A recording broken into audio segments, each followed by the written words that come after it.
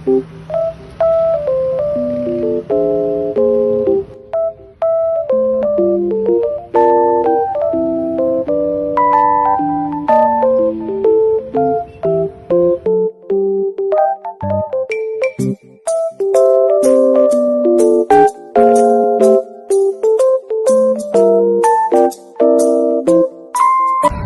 guys, kami saat ini sedang berada di Fakultas Hukum Universitas Muhammadiyah Palembang.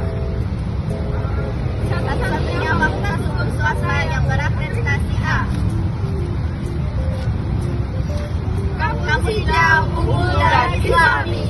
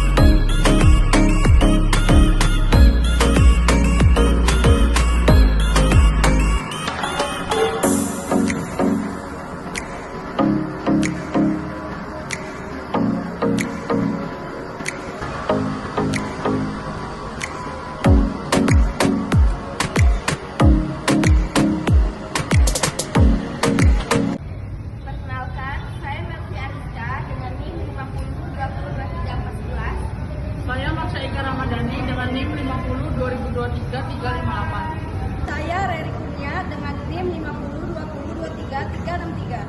Saya Maiksa Fadila dengan NIM 50 2023 350. Saya Tria Santana dengan NIM 50 2023 335. Saya Artani Maisari dengan NIM 50 20 23 330. Di sini kami akan membahas mengenai hukum tata negara yang dibimbing oleh Bapak Agung Japar SHMH. Halo guys, di sini kami akan membahas mengenai hukum tata negara. Mengenai hukum tata negara itu, apa itu hukum tata negara yang Anda ketahui? Hukum tata negara adalah cabang hukum yang mengatur struktur dan fungsi lembaga-lembaga negara serta hubungan antar lembaga-lembaga tersebut dan hubungan antar negara dengan warga negara. Dan apa saja yang bisa menjadi sumber hukum tata negara? Sumber hukum tata negara meliputi konstitusi, undang-undang, peraturan pemerintah, keputusan presiden, serta putusan pengadilan. Ini kan membahas tentang konstitusi dan apa yang dimaksud dengan konstitusi.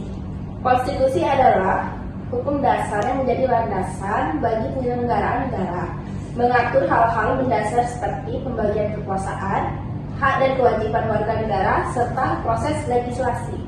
Dan konstitusi itu kan ada dua. Apa yang dibedakan dengan konstitusi itu?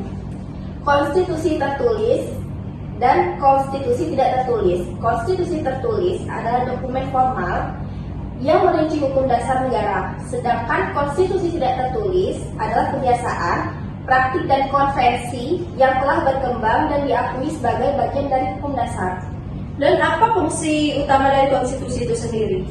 Fungsinya adalah membatasi kekuasaan pemerintah, melindungi hak-hak warga negara dan mengatur struktur serta fungsi lembaga-lembaga negara. Trias politika itu apa sih? Trias politika itu adalah teori pemisahan kekuasaan yang membagi kekuasaan negara menjadi tiga. Manusia adalah hak dasar yang melekat pada setiap individu yang harus dihormati dan dilindungi oleh negara. Bagaimana sih konstitusi Indonesia melindungi HAM? Konstitusi Indonesia, khususnya dalam bab XA, memuat ketentuan tentang hak asasi manusia yang harus dijamin oleh negara. Baiklah, selanjutnya tentang otonomi daerah. Menurut Atanti, apa itu otonomi daerah? Otonomi daerah menurut saya adalah kewenangan yang dimiliki oleh daerah untuk mengatur dan mengurus kepentingan masyarakat setempat berdasarkan prakarsa sendiri sesuai dengan aspirasi masyarakat. Dari pengertian tersebut, apa tujuan dari otonomi daerah? Tujuan otonomi daerah adalah untuk meningkatkan kesejahteraan masyarakat, pelayanan publik, dan daya saing daerah. Menurut Kak Tanti, apa pengertian dari desentralisasi?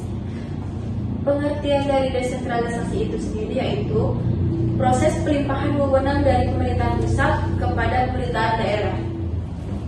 Perbedaan antara desentralisasi dan dekonsentrasi apa? Yang membedakan antara desentralisasi dan dekonsentrasi adalah desentralisasi melibatkan pelimpahan kewenangan kepada pemerintahan daerah yang memiliki otonomi, sedangkan dekonsentrasi melibatkan distribusi tugas dari pemerintahan pusat kepada pejabat di daerah yang dalam struktur pemerintahan pusat. Apa itu supremasi konstitusi? Supremasi konstitusi adalah prinsip bahwa konstitusi adalah hukum tertinggi yang harus dihormati dan ditaati oleh semua lembaga negara dan warga negara itu sendiri. Terima kasih ya Tanti. Jadi di sini kita akan melanjutkan sesi pertanyaan. Oke. Apa sih amandemen konstitusi itu, Trio? Kalau menurut saya, amandemen konstitusi itu perubahan terhadap ketentuan dalam konstitusi yang dilakukan melalui proses dan ditetapkan oleh konstitusi itu sendiri. Lalu tujuan konstitusi itu? Untuk memperbaiki atau menyesuaikan dan memperbaiki ketentuan konstitusi agar sesuai dengan perkembangan zaman dan kebutuhan masyarakat itu sendiri. Oke. Lalu yang berwenang mengamandemenkan konstitusi di Indonesia itu siapa? Majelis Pemusyawaratan Rakyat karena memiliki kewenangan untuk mengamandemen konstitusi di Indonesia ini. Oke. Negara kita ini kan termasuk negara hukum. Jadi pengertian negara hukum itu sendiri?